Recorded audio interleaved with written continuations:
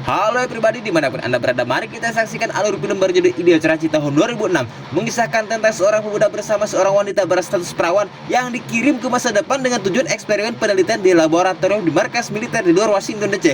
Apakah yang akan terjadi dan apa yang akan dilakukannya di masa depan di tahun 2505? Simak kisahnya. Nah, tunggu apa lagi? Ambil saja korek yang sangat udara dan kocekkan kopinya dan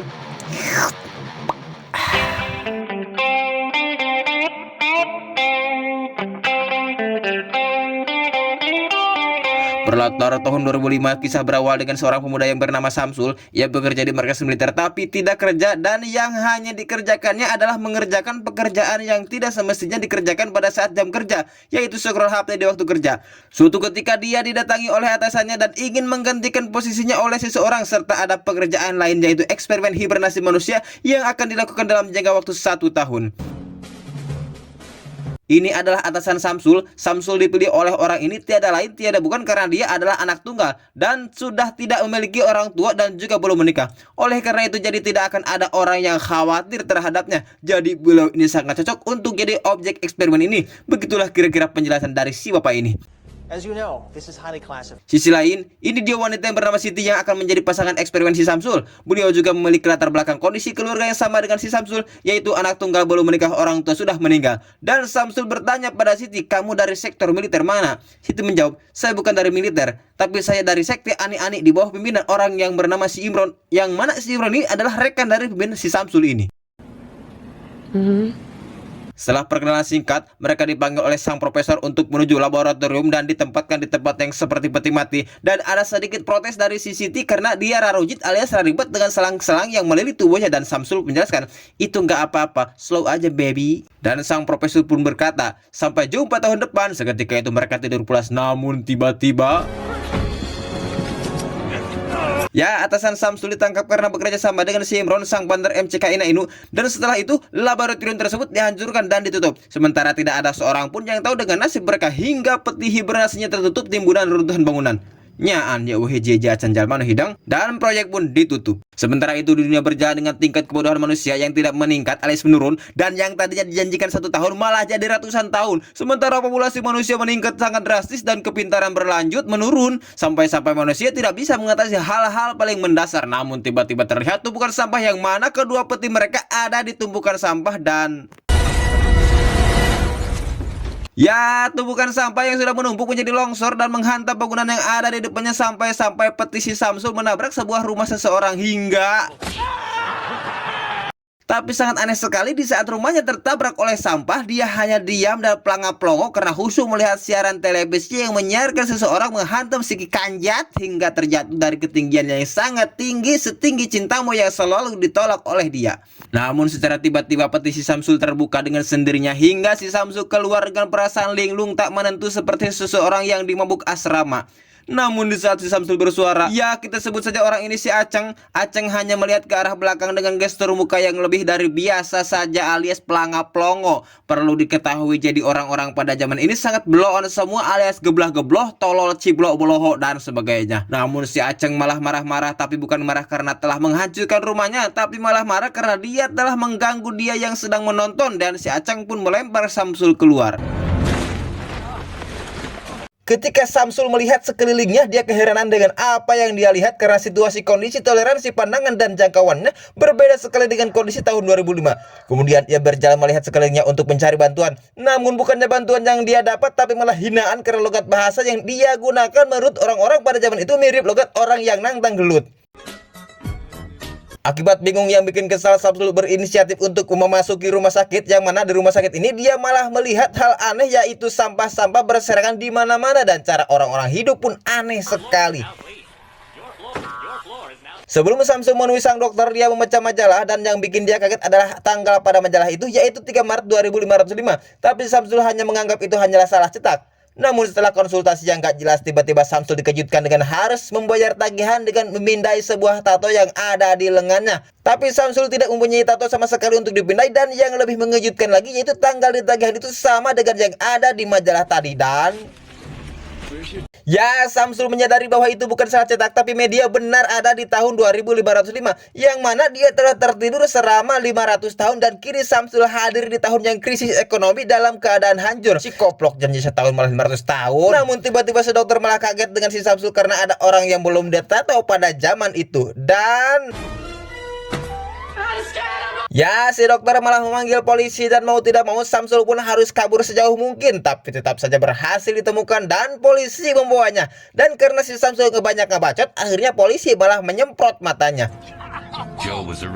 Singkat cerita, Samsul dibawa ke pengadilan yang mana dia dihadirkan pengacara. Namun ternyata si pengacaranya adalah si Aceng yang rumahnya ditabrak peti si Samsul tadi. Bukannya dia membela si Samsul dari kasus, dia malah menuduhnya sebagai orang yang menabrak apartemennya. Dikarenakan hakimnya geblo-geblo, si Samsul pun malah dianggap bersalah. Dan ya, Samsul malah dimasukkan ke keranjang kuning, maksud saya jeruji besi, dan dibawa ke suatu tempat untuk diberi tato pada lengannya. Ya, meskipun itu salah nama karena orang-orang pada saat itu geblah-gebloh. Dan kemudian Samsul pun dibawa lagi ke suatu tempat untuk tes IQ, yang mana semua peserta tes tidak bisa mengerjakan hal-hal dasar dan sangat kelihatan sekali wajah geblah-gebloh mereka. Kecuali si Samsul yang merupakan manusia normal. Setelah mengikuti tes, Samsul pun dibawa ke penjara yang isinya kriminal-kriminal aneh semua, sambil merencanakan pelarian dari penjara karena dia yakin penjaganya juga merupakan orang geblah-gebloh. Dan ya, si Samsul berhasil kabur namun malah ditembaki oleh senjata yang bodoh juga. Dan dia kembali lagi ke rumah si Aceng untuk membuat kesepakatan bahwa jika si Aceng berhasil membawa Samsul ke mesin waktu, maka dia akan diberi uang dengan jumlah yang fantastis. Tetapi polisi berhasil masuk ke rumah si Aceng dan Samsul pun kabur bersama Aceng melalui tumpukan sampah di belakang hingga berhasil menaiki mobil dan kabur. Namun di jalan malah bertemu dengan si Siti dan mengajaknya untuk kabur juga. Namun di jalan mobilnya malah mati karena sistem keamanan mematikan baterai mobilnya. Dan tiba-tiba mobil si Aceng malah diberondong oleh polisi sambil disoraki massa. Mereka berlari sejauh mungkin dari kejaran polisi hingga si Siti ingin ke WC dulu untuk namun tato si Samsul malah terpindah oleh pasukan polisi dan diketahui keberadaannya. Hingga si Samsul berhasil ditangkap lagi dan dihadapkan langsung ke presiden, yang mana presiden tersebut bukannya berbaju rapi, malah terlihat seperti seorang rapper. Namun alih-alih di penjara, dia malah dijadikan menteri dalam negeri karena dia merupakan orang yang sangat cerdas dan pintar. Ya, karena orang-orang pada zaman itu geblah-geblah semua, jadi dia pun dianggap pintar dan cerdas. Pelantikan menteri pun telah selesai dan si Samsul pun diimani sebagai orang yang akan membawa negara menjadi seperti surga karena pada saat itu sedang krisis ekonomi dan sering terjadi badai pasir. Orang-orang tidak bisa bercocok tanam. Ya, tanaman itu mau hidup gimana, disiram juga pakai elektronik. Dan presiden pun berjanji jika si Samsul tidak bisa mengerjakan tugasnya dalam jangka waktu 1 minggu, maka dia akan dihajar habis-habisan dan akan dijebloskan kembali ke penjara. Tiba-tiba Siti hadir dan dia kaget sekali karena si Samsul malah jadi menteri dalam negeri untuk mengatasi krisis. Samsul dikejutkan dengan air yang disiramkan mesin untuk tanaman karena yang disiramkan tersebut bukannya air murni tapi malah elektrolit. Dan ya, air untuk segala kebutuhan dari minum, menyusui bayi sampai mencuci dan menyiram pun telah diganti oleh elektrolit dari perusahaan bernama Brand Duo. Sampai-sampai orang pun meyakini jika ada orang yang meminum air murni itu adalah kebodohan, padahal jelas-jelas mereka itu yang bodoh.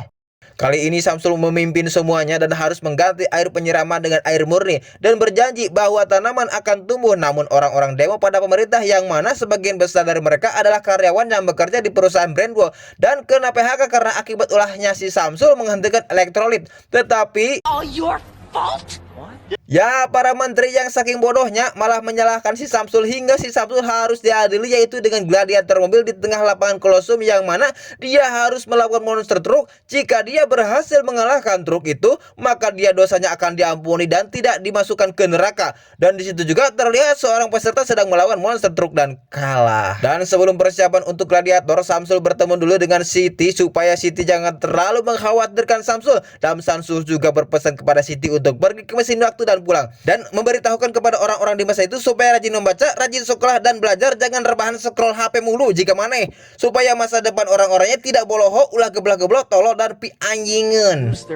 brains or something. You know, I think Kini Samsul tiba gilirannya untuk jadi gladiator. Terlihat di kaki Samsul batu besar yang diikatkan pada kakinya. Dan betapa terkejutnya si Samsul saat melihat truk yang sangat besar sekali diiringi sorakan-sorakan manusia-manusia laknat di kursi penonton. Alih-alih mendapatkan truk yang sama dengan lawannya, ia malah mendapat mobil mini. Samsul pun bingung gimana dia menyetir dengan batu besar di kakinya, namun